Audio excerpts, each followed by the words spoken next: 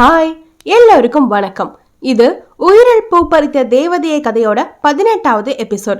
கதை பிடிச்சிருந்தா மறக்காம ஒரு லைக் அண்ட் கமெண்ட் பண்ணி சப்போர்ட் பண்ணுங்க. இது வரைக்கும் சப்போர்ட் பண்ற எல்லாருக்குமே ரொம்ப ரொம்ப தேங்க்ஸ். சைலண்ட் ரீடர்ஸ் ப்ளீஸ் நீங்களும் லைக் பண்ணி சப்போர்ட் பண்ணுங்க. வருண் காரை இயக்க அதில் அமர்ந்து பயணம் செய்து கொண்டிருந்தனர் நம் புதுமண தம்பதிகளான ஆருத்ரன், மகிழினி. காரில் ஏறியதில் இருந்து மகிழினி விழிகள் தன் தந்தையை பிரிந்து செல்வதை நினைத்து கண்ணீரை சுரந்த வண்ணமே இருக்க, அதை கண்டு எரிச்சலுற்ற ஆருத்ரன், ஏய் இப்ப எதுக்கு அழுதுட்டே இருக்க? அப்படி கஷ்டமா இருந்தா இறக்கி விடுறேன், இப்படியே கிளம்பி போயிடும் வீட்டுக்கு என கோபமாய் சொல்ல, அவனின் திடீர் சத்தத்தில் மேலும் பதறியவள் தன் அழுகையை தனக்குள்ளே தண்ணீரை குடித்து விழுங்கி கொண்டாள் மகிழினி. டே மச்சான், இப்ப எதுக்கு கத்துற? உன்னால பொறுமையா பேசவே முடியாதா? இங்க பாரு மகிமா, அழாத, நாங்கெல்லாம் உன் கூட தானே இருக்கோம்.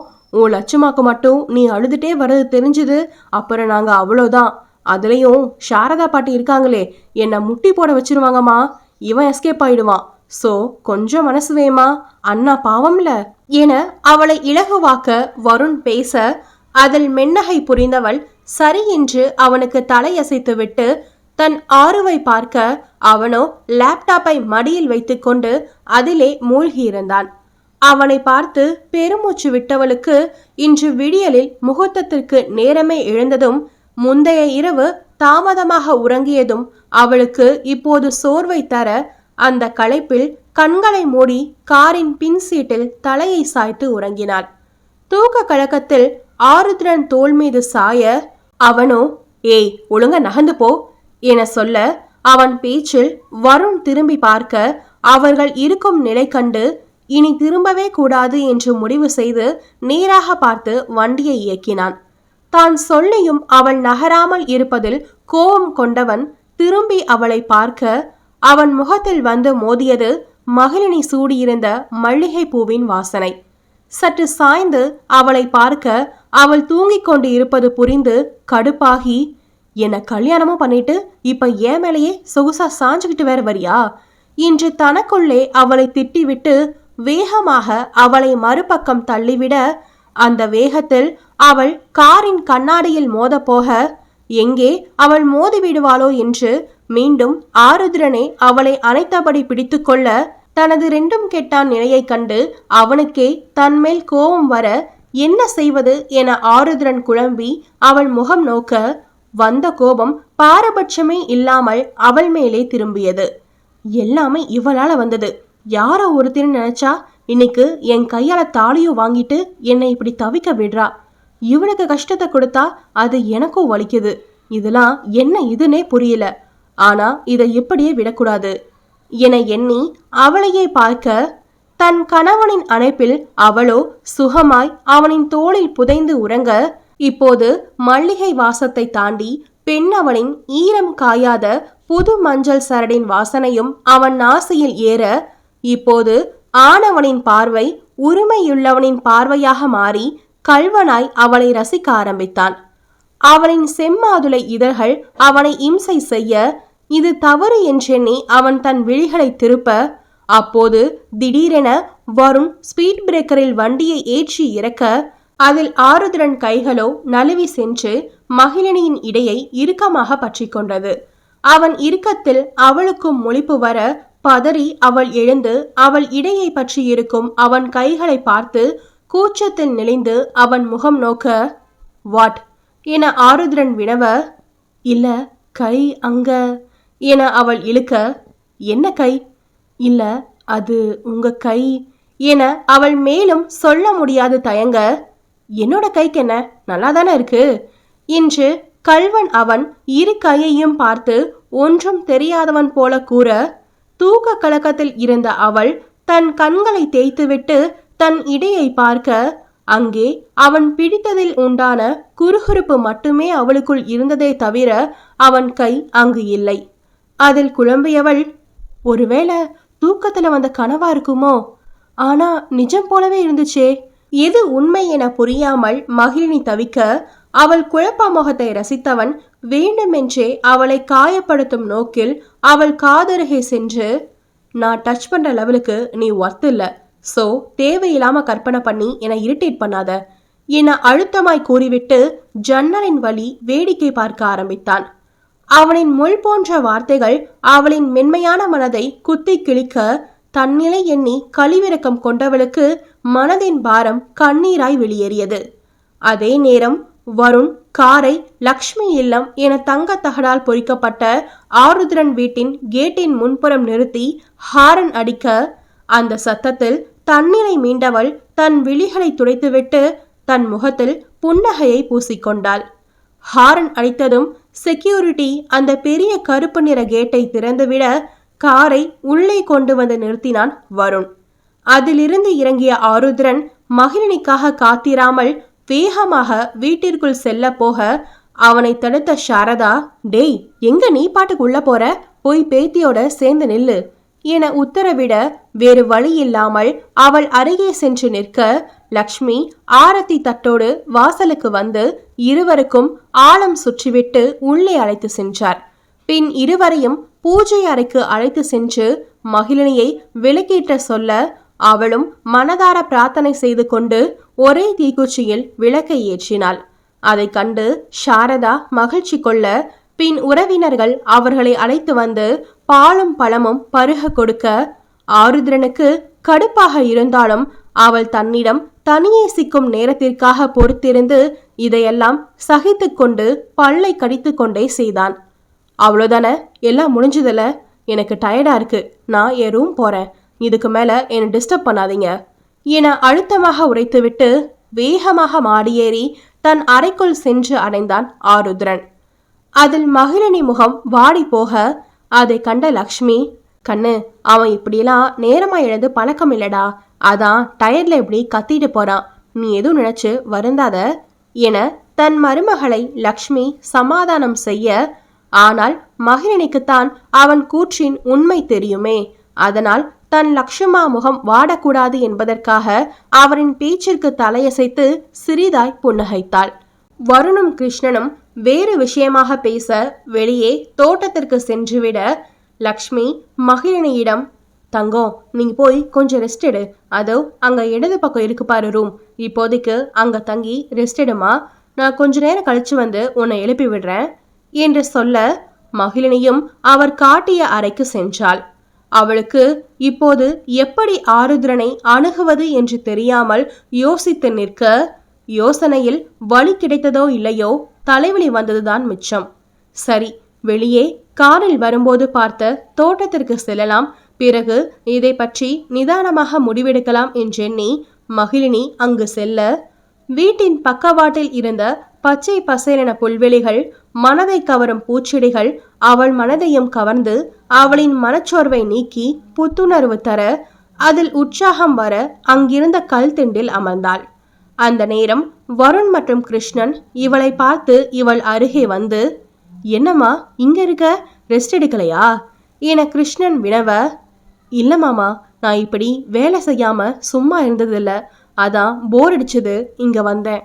கிருஷ்ணன் அவளுக்கு பதில் சொல்ல வர அந்நேரம் அவர் மொபைலில் அழைப்பு வர, சாரிமா ஒரு முக்கியமான கால், சோ நீங்க பேசிட்டு இருங்க, நான் வரேன் என சொல்லி அங்கிருந்து நகர்ந்தார். என்னம்மா தங்கச்சி, கல்யாணம் ஆனதும் இந்த அண்ணனை மறந்துட்ட பாத்தியா என வருண் பொய்க்கோபம் கொள்ள, அண்ணா உங்களுக்கு பொய்யா கூட கோவப்பட தெரியல, போங்க போய் உங்க ஃப்ரெண்டு கிட்ட போய் எப்படி கோவப்படணும்னு கத்துக்கோங்க என மகிழினி கலாய்க்க, சரியான கேடி பாப்பா நீ, என்ன நைசா அவன்கிட்ட கோத்து விட பாக்குற பாரு, போ உன் கூட நான் டூ என வருண் சொல்ல, அச்சோ சும்மா சொன்னேன் அண்ணா, நீங்க தான் எனக்கு ஹெல்ப் பண்ணணும், நீங்களே இப்படி கோச்சிக்கிட்டா நான் யாருக்கிட்ட மனசு திறந்து பேசுறது என மகிழினி வளந்தி சொல்ல, அட நான் சும்மா சொன்னேன் மகிமா, சரி சொல்லு, இப்ப அண்ணா என்ன உனக்கு ஹெல்ப் பண்ணணும்? அதான் நீங்களே காலை பார்த்துருப்பீங்களே என்கிட்ட எவ்வளோ கோவமா நடந்துக்கிட்டாருன்னு. இதென்ன புதுசாமா? இது புதுசில்தான், ஆனா இப்படியே இருந்தா நாங்க எப்படி சந்தோஷமா வாழ முடியும், எப்படி என் காதலை அவருக்கு புரிய வைக்க முடியும்?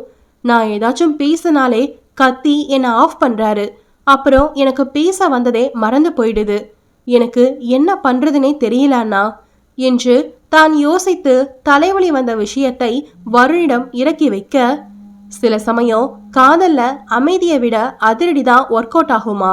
நீ இப்படி அவன் திட்டுறதுக்கெல்லாம் அழுது வடிஞ்சு சோர்ந்து போயிட்டா எப்படி அவன் உன்னை லவ் பண்ணுவான்? அவனுக்கு உன் மேல ஏதோ ஒரு வகையில ஃபீலிங்ஸ் வந்தாச்சு, ஆனா அவன் வெளியே காட்டிக்க மாட்டான். சோ நீயும் அவன் திட்டான்னு ஒதுங்கி போகாம களத்துல இறங்கு. இப்ப நீ அவன் மனைவி, எங்க எல்லார விட உனக்கு தான் உரிமை அதிகம். சோ அந்த உரிமைய வெளிப்படுத்துன்னு சொல்றேன். அவன் திட்டுனா நீயும் திருப்பி பதில் பேசு, ஆனா ஏட்டிக்கு போட்டியா இல்ல, அவனை மடக்கிற விதமா. நான் சொல்றது உனக்கு புரிஞ்சிருக்கும்னு நினைக்கிறேன். எதுக்கும் கவலைப்படாத, நாங்க எல்லாரும் உனக்கு சப்போர்ட்டா இருக்கோம், சரியா? எனக்கு டைம் ஆச்சு, நான் வரேம்மா, பாய் என அவளிடம் விடைபெற்று வீட்டில் உள்ளோரிடமும் சொல்லிவிட்டு அங்கிருந்து கிளம்பினான் வருண். மகிழினியும் தன் தயக்கம் குழப்பம் எல்லாம் நீங்கி புது தெம்பு பெற்ற உணர்வோடு வீட்டிற்குள் சென்றாள். என்ன கண்ணு, வெளியிலேருந்து வர? நான் உன்னை கொஞ்சம் ரெஸ்ட் எடுக்க தானே சொன்னேன் என லக்ஷ்மி வினவ. அதானே, இப்ப ரெஸ்ட் எடுத்தாதானே ராத்திரிக்கு உன்னால என் பேரனை தாக்கு பிடிக்க முடியும் என சாரதா பாட்டியும் சொல்லிக்கொண்டே அவர்கள் அருகில் வர, பாட்டியின் பேச்சில் வெட்கம் கொண்டவள் தலையை குனிந்து கொள்ள, அட என்ன லக்ஷ்மி, உன் மருமவ நான் எதை சொன்னாலும் தலையை குனிஞ்சுக்கிறா? அத்தை, சின்ன பொண்ணுல, நீங்க இப்படி அதிரடியா எல்லார் முன்னாடியும் சொன்னா எப்படி? கொஞ்சம் பதவிசா சொல்லலாம்ல அத்தை அப்படிங்கிற. சரி இப்ப பாரு, ஏத்தா இங்க என்னவா இப்படி என மகிழினியை தன் பக்கம் இழுத்த சாரதா, என் பேரன் கல்யாணம் பண்ணி அவன் மனைவி குழந்தையோட சந்தோஷமா வாழ்றதை பார்க்கத்தான் நான் இன்னும் இந்த உசுரை கையில பிடிச்சிருக்கேன். நாங்க எல்லாரும் ஆசைப்பட்ட மாதிரியே எங்க குடும்பத்துக்கு ஏத்த மருமகளா நீ வந்துட்ட. அடுத்த 10 மாசத்துல ஒரு குழந்தைய பெத்து என் கையில கொடுத்துரு, நான் சந்தோஷமா அதை வளர்த்துடுறேன். என் ஆசைய நீதான் நிறைவேற்றி வைக்கணும் என அவள் தாடியை பிடித்து கொஞ்சலாக சாரதா சொல்ல, மகிழினிக்கு ஆருத்ரன் காரில் வரும்போது சொன்ன, நான் டச் பண்ற லெவலுக்கு நீ ஒர்த் இல்ல என்ற இந்த வார்த்தைகளே அவளுக்கு ஞாபகம் வர, அதில் மீண்டும் மனம் சுணங்கினாலும் தன் பதிலுக்காக தன்னையே பார்த்து கொண்டிருக்கும் சாரதா பாட்டிக்காக தன் கவலையை ஒதுக்கி வைத்து புன்னகையை பூசிக்கொண்டு, நீங்க கவலையே படாதீங்க பாட்டி, 1க்கு 2 பிள்ளைய ஒரே பிரசவத்துல பெற்று உங்க கையில தரேன், இப்போ உங்களுக்கு ஓகே தானே என அவள் சிரிப்புடன் வினவ, மகிழினியின் பேச்சில் மலர்ந்து போனது லக்ஷ்மி மற்றும் சாரதாவின் முகங்கள். ரொம்ப சந்தோஷம் தாயி என அவள் கைகளை பிடித்து சொல்லியவர் லக்ஷ்மியிடம், சரி நேரமாச்சு, இப்பவே என் பேத்திய தயார் பண்ணுமா, அதுக்கு முன்னாடி சாப்பிட வை பிள்ளைய, நான் போய் செல்விய எழுப்பி விட்டுட்டு வரேன். அவ என்னமோ கல்யாணத்துக்கு வேலை பார்த்த மாதிரி இந்த தூக்கம் தூங்குறா, 2 போட்டாதான் வருவா என சொல்லிவிட்டு அங்கிருந்து நகர்ந்தார் சாரதா. மகிக்கண்ணு, பாட்டி அவங்க ஆசையை சொல்லிட்டாங்க, அதை நீயும் புரிஞ்சுக்கிட்டு அவங்க மனசு வந்தாத மாதிரி பேசி சமாளிச்சுட்ட. லக்ஷ்மியின் கடைசி வார்த்தையில் பதறியவள், இல்ல அத்தம்மா, நான் சமாளிக்கல என வேகமாக சொல்ல, என்கிட்டையும் சமாளிக்க வேணாம் கண்ணு, வருண் எல்லாத்தையும் எங்க கிட்ட சொல்லிட்டான். உனக்கு தேவ் மேல இருக்க காதலை பத்தியும் அவன் உன்கிட்ட எப்பவுமே கோவமா நடந்துக்கிற விதத்தையும் எங்கள்கிட்ட முன்னாடியே சொல்லிட்டான்டா என லக்ஷ்மி கூற, அத்தை நான் இதை உங்ககிட்ட சொல்லலன்னு எதுவும் கோபமா என மகிழினி தயங்கியபடி கேட்க, உன் மேல எனக்கு கோபம் வருமா தங்கம், எனக்கு உன் நிலைமை புரியுது. ஆரு எப்பவுமே இப்படித்தான், அவனுக்கு ஏதாச்சும் பிடிச்சா கூட வெளிப்படையா சொல்ல மாட்டான்.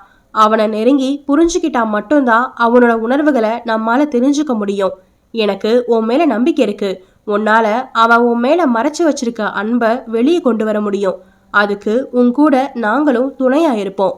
நீங்க 2 பேரும் ஒருத்தரை ஒருத்தர் புரிஞ்சுக்கிட்டு உங்க வாழ்க்கையை ஆரம்பிங்க. உன்கிட்ட அவன் ஏதாச்சும் முரண்டு பிடிச்சா என்கிட்ட சொல்லு, நாம சேர்ந்து அவனை உண்டை இல்லைன்னு பண்ணிடலாம் என லக்ஷ்மி ஆதரவாக சொல்ல, தன் லட்சுமாவின் அன்பான பேச்சில் உருகியவள் வாகாய் அவரின் தோள் சாய்ந்து அணைத்து கொள்ள, லக்ஷ்மியும் அவள் கைகளை ஆதரவாக பற்றி கொண்டார். கிருஷ்ணனும் அப்போது அங்கே வர, இந்த காட்சியை பார்த்து அவரும் மகிழ்ச்சி கொண்டு அவர்களை தொந்தரவு செய்யாமல் தன் அறைக்கு சென்றார். அதே நேரம் மாடியில் இருந்து கீழே இறங்கி வந்த ஆருத்ரன் இந்த காட்சியை பார்த்துவிட்டு, எல்லாரையும் மயக்கி வச்சிருக்கா, வசியக்காரிதான் இவ என கோபமாக முணுமுணுத்து விட்டு தன் காரை எடுத்துக்கொண்டு கிளம்பினான்.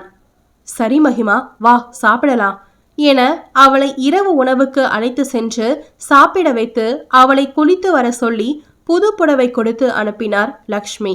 மகியும் தன் அத்தை சொன்னபடி தலை குளித்து வந்து அவர் கொடுத்த புடவையை அணிந்து கொண்டு எளிமையான ஒப்பனையில் தயாராகி தேவலோக மங்கை போல காட்சி தந்தாள்.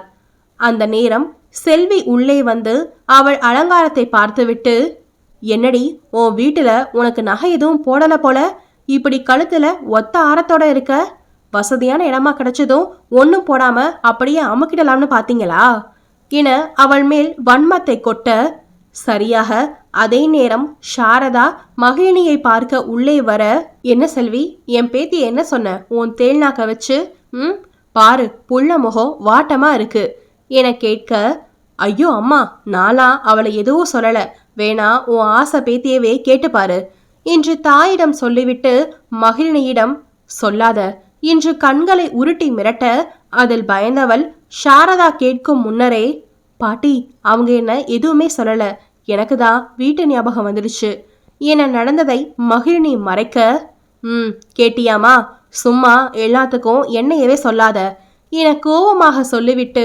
அங்கிருந்து சென்றார் செல்வி. அவ அப்படிதான் தாயி, நீ அவ ஏதாச்சும் சொன்னா காதல வாங்கிக்காத என்று சாரதா சொல்ல அவளும் தலையாட்டி கேட்டுக்கொள்ள, அப்போது லக்ஷ்மியோடு உள்ளே வந்தனர் மகிழினிக்கு அத்தை உறவு வரும் பெண்கள். மகிகண்ணு, சாமி கும்பிட்டு விளக்கேத்துமா வா என பூஜை அறைக்கு அழைத்து செல்ல மகிழினியும் விளக்கேற்றி வழிபட்டு அங்கிருந்த குங்குமத்தை எடுத்து தன் மாங்கல்யத்திலும் நெற்றி வகுட்டிலும் வைத்துக்கொண்டு வெளியே வந்தாள். அத்தை உறவான செண்பகம் அவள் தலை நிறைய மல்லிகை பூவை சூடிவிட்டார். பின் மகிழினி முதலில் தன் லக்ஷ்மாவின் காலில் விழுந்து ஆசீர்வாதம் வாங்க அவரும் அவளை வாழ்த்திவிட்டு மற்றவர்கள் காலில் விழுந்து ஆசீர்வாதம் வாங்க சொல்ல, அதே போல அங்கு வயதில் மூத்த சுமங்கலியிடம் ஆரம்பித்து அனைவர் பாதங்களையும் பற்றி ஆசீர்வாதம் வாங்கி நிமிர்ந்தவள் தன் அத்தையை நோக்கி, அத்தம்மா பாட்டி எங்க, அவங்க கிட்டையும் ஆசீர்வாதம் வாங்கணும்ல என கேட்க, உடனே பக்கத்தில் நின்ற பெரியம்மா ஒருவர், அவங்க கிட்ட காலையில வாங்கிக்கலாம், நீ வா இங்க என அழைக்க, மீண்டும் தன் அத்தையை நோக்கி திரும்பியவள், பாட்டி எங்க அத்தம்மா என அழுத்தி கேட்க, அவங்க ரூம்ல இருக்காங்கடா, நான் வர சொல்லியும் அவங்க வரல என ஆற்றாமையாக சொல்ல, சரி இருங்க வரேன் என பொதுவாக சொல்லிவிட்டு பாட்டி இருந்த அறைக்கு சென்றாள் மகிழினி. பாட்டி என அழைத்து கொண்டே அவள் உள்ளே வர, கண்ணு இங்க என்ன பண்ற, முதல்ல வெளியே போ, அதே மாதிரி காலையில எழுந்து வரும்போது முதல்ல சுமங்கலி முகத்துல தான் முழிக்கணும், ஞாபகம் வச்சுக்க தாயி, இப்ப கிளம்புமா என சாரதா அவசரப்படுத்த, ஏன் பாட்டி வெளியே போக சொல்றீங்க, எனக்கு உங்க ஆசீர்வாதம் வேணும், அதை கொடுங்க, அப்புறம் நான் வெளியே போறேன் என மகிழினி பிடிவாதமாக நிற்க, கண்ணு முதல்ல கல்யாணம் ஆகி வாழ்க்கையை தொடங்க போற, அதான் சொல்றேன், என்ன பார்க்க வேணான்னு, நீ 100 ஆயுசுக்கு தீர்க்க சுமங்கலியா இருக்கணும் தாயி, அதான் சொல்றேன், போசாமி என அவர் கெஞ்ச, பாட்டி நீங்களா இப்படி சொல்றீங்க, நல்ல மனசு இருந்தா போதுன்னு சொல்லுவீங்களே, என் மேலையும் இந்த குடும்பத்து மேலையும் உண்மையான பாசம் வச்சு நாங்க நல்லா இருக்கணும்னு நெதமோ நினைக்கிற உங்க ஆசீர்வாதத்தை விடவா சுமங்கலின்னு சொல்ற 3வது மனுஷங்க ஆசீர்வாதம் பெருசா எங்களை வாழ வைக்க போகுது, நான் சின்ன பொண்ணு, என்னை மிரட்ட வைக்காதீங்க, வாங்க என்னை ஆசீர்வாதம் பண்ணுங்க என மகிழினி பிடிவாதமாக நிற்க, அவளின் உண்மையான அன்பில் நெகிழ்ந்து போனவர் மனமாற, நல்லா தாயி, ஓ மனசு போல நீ என் பேரனோட சேர்ந்து சந்தோஷமா 16 செல்வமும் பெற்று நல்ல மகராசியா வாழணும் தாயி என ஆசீர்வதிக்க, இப்பதான் நீங்க என் செல்ல பாட்டி என கொஞ்சியவள் அவர் தோள் சாய, தன் மருமகள் பேசியதை கேட்ட லக்ஷ்மியும் கிருஷ்ணனும் அவள் அக்கறையான கிளி பேச்சில் நெஞ்சம் நிறைந்து போயினர். கிருஷ்ணனும் வந்து அவளை மகிழ்வோடு வாழ்த்திவிட்டு வெளியேற, அந்நேரம் வெளியே சென்ற ஆருத்ரன் வீட்டிற்குள் வந்தான். டேய், இவ்வளோ நேரம் வெளியே என்ன பண்ண, இப்படித்தான் நனைஞ்சு போய் வருவியா, போய் ரூம்ல குளிச்சு அங்க எடுத்து வச்சிருக்க ட்ரெஸ்ஸை போட்டுக்க என கிருஷ்ணன் அவனை அதட்ட, ஏங்க அவனை ஏதாச்சும் சொல்லலைன்னா உங்களுக்கு தூக்கம் வராதே, போங்க போய் தூங்குங்க என லக்ஷ்மி கணவரை அனுப்பிவிட்டு மகனிடம், தேவுகண்ணா குளிச்சுட்டு தலைய ட்ரையர்ல நல்லா காயவை, இல்லனா சளி பிடிச்சுக்கோம்பா, போ ட்ரெஸ்ஸை மாத்து என அவனை அனுப்பி வைத்தார். பிறகு மகிழினி கையில் வெள்ளி பால் சொம்பை கொடுத்து அவள் நெற்றியில் முத்தமிட்டு உறவுக்கார பெண்களோடு அவளையும் அனுப்பி வைத்தார் லக்ஷ்மி. புது பெண்ணுக்கு உண்டான கேலி கிண்டல்களோடு அவளை சிவக்க வைத்து ஆருத்ரன் அறைக்குள் தள்ளிவிட்டு அவர்கள் கீழே சென்றுவிட, உள்ளே வந்தவளுக்கு அந்த அறையின் பிரம்மாண்டம் பிரமிப்பை தர, கூடவே முதலிரவு ஏற்பாட்டிற்கான அலங்காரமும் அவளுக்கு நாணத்தை தர, இதையெல்லாம் தாண்டி தன் மணாளனின் வாசனை அந்த அறையில் நிறைந்து இருப்பதாக உணர்ந்தவள் தன் உயிர் மூச்சாய் அதை எண்ணி சுவாசித்து சிலிர்ப்படைந்தாள் மகிழினி. பிறகு நிதானித்து மெல்ல அடியெடுத்து வைத்து ஆருத்ரனை தேடி தன் விழிகளை சுழற்ற அவனை அறையில் எங்கும் காணவில்லை. எங்க போனாரு என யோசித்து அவள் நின்றிருக்க, அவனோ சத்தமிடாமல் அவளின் பின்னே வந்து, எவ்வளவு தைரியம் இருந்தா என் ரூமுக்குள்ள நீ வருவ என கோபமாக ஆருத்ரன் கர்ஜிக்க, திடீரென கேட்ட சத்தத்தில் பயந்து போய் துள்ளியவள் அவனை திரும்பி பக்கவாட்டில் பார்க்க, அவளை முழுதாக தன்புறம் திருப்பியவன் மூச்சு முட்டும் தூரத்தில் நெருங்கி நிற்க, இப்போதுதான் குளித்துவிட்டு வந்திருப்பான் போல. இடுப்பில் ஷார்ட்ஸோடு மேலே எதுவும் அணியாமல் எப்போதும் போல தன்னறை என்று நினைத்து அவன் இவ்வாறு வந்து இருக்க, இப்போது புதிதாய் தாலி கட்டிய மனைவிக்கும் தன்னில் மட்டுமில்லை தன் அறையிலும் அவளுக்கு உரிமை உள்ளது என்பதை மட்டும் வசதியாக மறந்துவிட்டான். அவனின் படிக்கட்டு தேகத்தில் நீர்த்துளிகள் அங்கங்கு பனித்துளியாய் சிதறியிருக்க, அதை தன் முந்தானையில் ஒற்றி எடுக்க பேராவல் கொண்டது அவள் உள்ளம். மேலும் இத்தனை நெருக்கத்தில் அவனோடு இவ்வாறு நிற்பது அவளுக்கு கூச்சம் கொடுக்க, அவனின் கேள்விக்கு பதில் சொல்லாது தன் அள்ளி விழிகளை மூடிக்கொண்டாள் பேதை அவள். அவள் கண்மூடி நின்றிருந்த தோற்றம், அவன் மனதில் அவன் ஒளித்து வைத்த காதல் அவளை ரசிக்க சொல்லி இம்சைப்படுத்த, பெண்ணை முற்றுமுழுதாக தன் விழிகளால் அளவெடுத்தான். அவளின் கழுத்தில் இருந்த மஞ்சள் கயிற்றின் வாசனை, அதோடு சேர்த்து பெண் அவளின் வாசனையும் அவனை மதிமயக்க வைக்க, மஞ்சள் கயிற்றின் மேஜிக்கா அல்லது அவள் மேல் அவன் மறைத்து வைத்திருக்கும் காதலா, எதுவோ ஒன்று அவன் ஈகோவை கோவத்தை பின்னுக்கு தள்ளி அவனை கவிஞனாக மாறி அவள் உடல் என்னும் ஏட்டில் கவிதை ஏற்ற சொல்ல, பெண்ணவளோ இமைகள் மூடியே புது பெண்ணுக்கு உண்டான நாணத்தில் பயந்து பதற்றத்தில் நின்றிருக்க, அதில் அவளுக்கு நெற்றியில் வியர்வை அரும்ப, அதுவோ பள்ளம் தேடி செல்லும் தண்ணீர் போல அது போகும் இடமெங்கும் ஆணவனின் பார்வையும் பின்தொடர்ந்து சென்றது. அவள் பிறை நெற்றியில் இருந்து அவளின் கூர்மையான நாசியை கடந்து ரோஜா பூ இதழை தொட்டதில் பிறவி பயன் அடைந்து அவள் விண்சங்க கழுத்தில் வழுக்கி விழுந்து பெண்ணவளின் மலைமுகடுகள் கொண்ட பள்ளத்தாக்கை நுழைந்து சரணாகதி அடைந்தது வியர்வை துளி. அந்த ஒற்றை துளி வியர்வை சரணாகதி அடைந்து விட்டது. ஆனால் இவனோ அதில் சிக்கி மீள முடியாமல் தவித்து சொக்கி போய் நிற்கின்றான் கல்லுண்ட வண்டாய். சிப்பிக்குள் முத்து பிறக்கும் என்றறிவான். ஆனால் இன்று அவள் பால்முகத்தில் பிறந்த அதிசயம் கண்டு வியந்து போய் நிற்கிறான் காளையவன். ஆருத்ரனின் மூச்சுக்காற்றின் வெப்பம் பெண்ணவளை அனலாய் தாக்க, அதில் கருவிழிகளை சிமிட்டி அவன் கண்ணை பார்க்க, அவனும் தாப வெளிக்கொண்டு அவளை நோக்க, உடல்கள் இரண்டும் பின்னிக்கொள்ளும் முன்பே விழிகள் நான்கும் பின்னிக்கொண்டது. உடம்பும் மனசும் தூரம் தூரம் ஒட்ட நினைக்க ஆகல, மனசு சொல்லும் நல்ல சொல்ல மாய உடம்பு கேட்கல, தவியா தவிச்சு உசிர் தடம் கேட்டு திரியுதடி, இந்த மன்மத கிறுக்கு தீருமா, சந்திரனும் சூரியனும் சுத்தி ஒரே கோட்டில் வருகிறதே, சத்தியமும் பத்தியமும் இப்போ தலை சுத்தி கிடக்குதே என்ற வரிகளுக்கேற்ப ஆணவனின் பார்வைக்கே இவள் உடல் சில்லிட்டு உயிர்கோடு உறைந்து போனது. மனசை கொள்ளையிட்ட மாயக்காரியின் தேகத்தை கொள்ளையிட சொல்லி அவனின் உணர்வுகள் பேயாட்டம் ஆட, அவனின் மூச்சு காற்றின் அனல் பட்டே இங்கே காரிகையவள் மொட்டவிழ்ந்து நிற்கிறாள். அவளை அனைத்து ஆராதிப்பானா இல்லை காரிகையின் மனதை உடைப்பானா? பார்ப்போம். ஹலோ மக்களே, கதை எப்படி இருந்துச்சுன்னு மறக்காம கமெண்ட்ல சொல்லுங்க. கதை பிடிச்சிருந்தா ஒரு லைக் பண்ணி சப்போர்ட் பண்ணுங்க. அடுத்த எபிசோட் வர திங்கட்கிழமை எனக்கு வெளிவரும். தேங்க்யூ.